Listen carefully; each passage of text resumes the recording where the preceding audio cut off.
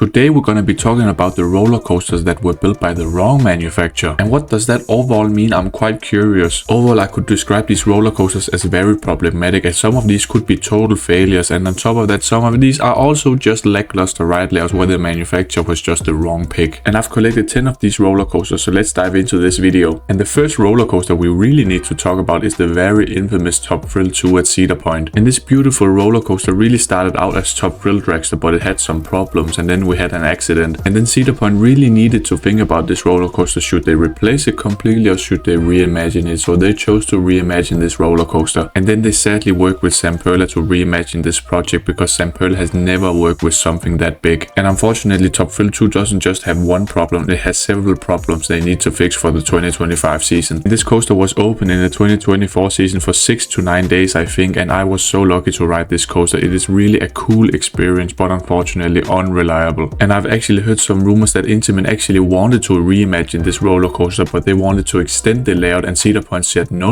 They wanted to keep that half boring Aero family coaster in the background, but that's completely okay. I respect that opinion. Overall, Top Thrill 2 is such a crazy ride experience that could match Top Thrill Dragster, but as of now, this coaster unfortunately just stands as a big pile of mess. And now coming in as the next roller coaster on the list, we got Ring Racer at Nürburgring. And to be honest, Ring Racer could be the most failed roller coaster ever. They really wanted to create a very ambitious and awesome roller coaster launch with a high speed and high acceleration right beside this racing track. And this is where they work with SNS to create this compressed air launch system. And this roller coaster was originally planned to accelerate from 0 to 217 kilometers per hour, and that's 135 miles per hour in just 2.5 seconds. And unfortunately, there were two defects in the launch system, so they delayed this roller coaster. The engineers actually raised the ride to maximum power, and that caused an explosion that injured 7 people. And finally, when this coaster opened, it only traveled from 0 to 99.4 miles per hour, and that is 160 kilometers per hour. And quite funny but very sad, this roller coaster only operated for a few days, so the local state actually lost 12.3 million euros right there. And Ring Racer might be one of the rarest roller coaster credits in the whole world, because only a few people could have ridden this in the few days it opened. Now coming in as the next roller coaster we really need to talk about is actually Hollywood Rip Ride Rockit at Universal Orlando. And many rumors has recently popped up about this roller coaster, and it is said that 2025 is the final season for the coaster. And even though Hollywood Rip Ride Rockit has really operated for many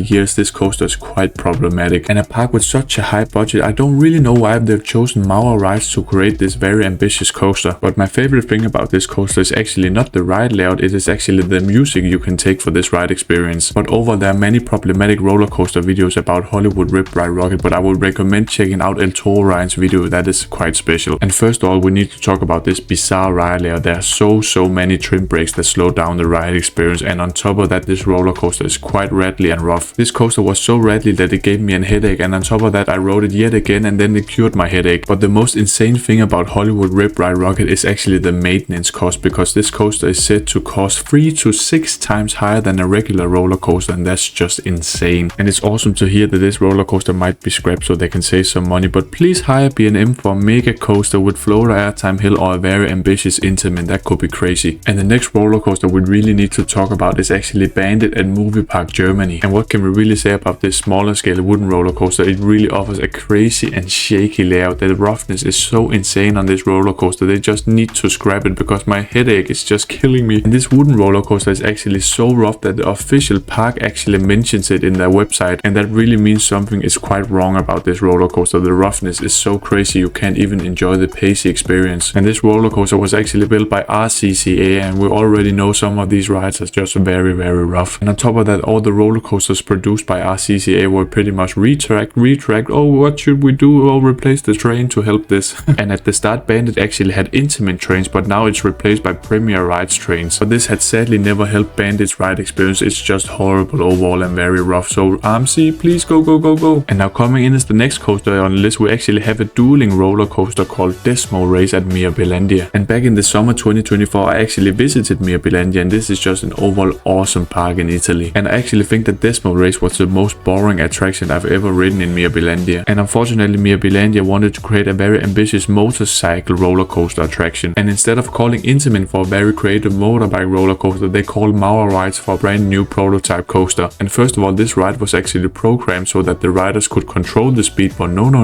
But after Desmo Race was open for a bit, they have chosen to cancel this function, because because it was too problematic. And yet again, this coaster is very problematic and the maintenance is also very pricey. And this coaster experience is actually so problematic that it has individual opening times. When I visited this park 2 times, Desmo Race was only open for 3 hours both days. And this ride experience overall just has a huge plot of land, but it's so lackluster and problematic. And the only thing I can really say is let me cry. Coming in as the next coaster on the list, we got Drachenfire at Busch Gardens, Williamsburg, and pronounced as an English-speaking man, Dragonfire. And back in 1992, Aerodynamics really created a very big looping roller coaster, and at the time this was a very big and ambitious looping roller coaster that stood 150 feet tall, had a total of 6 inversions, 3,550 feet length of track and 60 miles per hour. But unfortunately, people found out that this roller coaster was so painful and rough, and it even sent people to the hospital for neck pain. So the park actually chose to remove an inversion, but that overall didn't really help this ride experience. So unfortunately, Dragonfire was actually closed in the middle of the 1998 season following a history of a very low ridership and complaints of the roughness, of course. And then this ambitious failure of a looping roller coaster stood there for 4 years until Busch Gardens Williamsburg had other plans. And Dragonfire was actually the start of Aerodynamics' downfall because B&M could make these big roller coasters without problems, and it was very smooth. And now coming in as the next roller coaster, we actually got Vliegende Hollander at Efteling. So now many of you people might think, well, this coaster is still operating, so what is really the problem about this coaster? Well, as you can see, Vliegende Hollander is actually half dark ride, and then it has a roller coaster track with a splashdown. This is where Efteling actually hired Kumbak, which is a very unknown manufacturer. And this wasn't really a great idea because Kumbak had never built a roller coaster track, and that actually led to a 1-year delay on this water coaster because Kumbak had never worked with a roller coaster, and that led to many technical issues. And the main problem about this heavily themed water coaster was actually the anti-rollback system, and Efteling almost gave up on this water coaster, but then they chose to call Intamin, which was a great idea. And now with the help of Intamin, Vliegende Hollander to this day is still operating. And this heavily themed water coaster is actually one of the most popular attractions at Efteling, so that's a great job done there. And from the heavily themed queue line and very immersive ride experience, this roller coaster can really be compared to the water coasters at Disneyland. But I don't really know why Efteling didn't call Mack Rides, because they are known for the water coasters and also Intamin on top of that. And the main reason is probably that they cost a lot more, of course. And now we only got 3 roller coasters left to talk about on this list, and these roller coasters aren't really that problematic compared to the other ones I've mentioned, but these just offer lackluster or failed ride experiences. And now coming in as the next roller coaster, we got Condor at Vliegende Hollander. And as we all know, back in 1992, B&M actually created the first inverted roller coaster, but unfortunately Vekoma wanted to copy this inverted coaster design, and this is where they sadly created the first SLC prototype at Vliegende Hollander called Condor. And when the ride opened in 1994, it was actually called El Condor, and as I would call it, El Pupdi. This group was actually repainted in 2014 to orange. And we all know the infamous SLC roller coasters, they just offer a very intense but very rough ride layout. And I have of course chosen to mention this coaster because that was the prototype. And if these coasters still have the original Vekoma trains, they just offer intense headbanging and it just gives people a headache. And on top of that, the transitions on these SLCs are just very bad, and I don't really get how 42 parks bought this coaster model. And it's all about the money, of course, because B&M were quite expensive. And now coming in as the next coaster on the list, we have Mad Mouse at Valley Fair. And this Wild Mouse style roller coaster was built by Aerodynamics, and they only built 4 of these coasters, and I really get why. And before shading this roller coaster model, I really have to respect Aerodynamics because they were the pioneers in terms of roller coaster engineering, but they also made a huge amount of failures. But overall, Mad Mouse at Valley Fair just offers a slow-paced and very lackluster Wild Mouse experience. And at the time, Mack Rides really showcased a great Wild Mouse coaster model, so Aerodynamics really wanted to create another one. And the main point of these Wild Mouse coasters are of course the sharp turns, but they are just so slow on this Aerodynamics coaster. And overall, this Mad Mouse isn't really that terrible, it's just a very lackluster ride experience. And now we finally reached the last roller coaster, and this is where we have Mamba at Worlds of Fun. And this might get a lot of hate, but Mamba at Worlds of Fun overall just offers the most lackluster ride experience in terms of Morgan Hyper coasters. And we all know that Coaster Studios has actually created the saying it should have been a B&M, and that can really be said for many of the Morgan Hyper coasters because B&M just knows how to create these hyper coasters. They are way better. But now let's just go back to Mamba at Worlds of Fun because I have something to say here. If you sit in the front row, the drop is lackluster. If you sit in the back row, you get a bit of pull, so that's decent. Just like Millennium Force, the big airtime hills on Mamba aren't really that special. And overall, the pacing on these Morgan Hypers really depend on the trim brakes because sometimes they hit and the ride experience is destroyed, especially for me. And it's really a 50-50 experience. If the trim brakes doesn't hit, we should remove Mamba from the list. But the only thing I have to say about this coaster is it should have been a B&M. Now you finally reached the end of my video. Did you like it? Did you hate it? Have I missed some roller coasters? Please let me know in the comments, and please give it a like, a subscription or something else if you like my videos, because I make great videos in my opinion.